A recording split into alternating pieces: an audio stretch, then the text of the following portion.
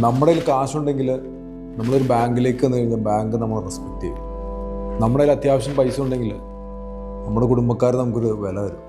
നമ്മുടെ കയ്യിൽ നല്ല സ്കിൽസ് ഉണ്ടെങ്കിൽ കമ്പനികൾക്ക് നമ്മൾ ആവശ്യമായിട്ട് വരും, അല്ലെങ്കിൽ ക്ലബ്ബുകൾ നമ്മളെ വിലയ്ക്ക് വാങ്ങും. അപ്പോൾ ഇതെല്ലാം സത്യമാണ്. അപ്പോൾ നമ്മൾ ഇതെല്ലാം മനസ്സിലാക്കി തന്ത്രപരമായിട്ട് ജീവിക്കാൻ നോക്കും. വളരെ നല്ലവനായിട്ട് ജീവിച്ചു കഴിഞ്ഞാൽ ആളുകൾ നമ്മളെ ഉപയോഗിക്കും. ഇനി നമ്മൾ നാണം കുണുങ്ങിയായിട്ട് ജീവിച്ചു കഴിഞ്ഞാൽ ആളുകൾ മാറിയേക്കാൻ പറയും. ഇനി നമ്മളൊരു വീക്കായിട്ട് ജീവിച്ചു കഴിഞ്ഞാൽ ആളുകൾ നമ്മളെ അബ്യൂസ് ചെയ്യും.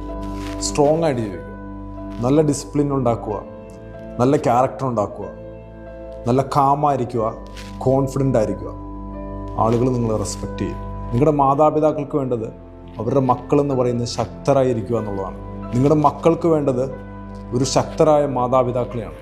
നിങ്ങളുടെ ഭാര്യയ്ക്ക് വേണ്ടത് ഒരു ശക്തനായ പുരുഷനെയാണ്.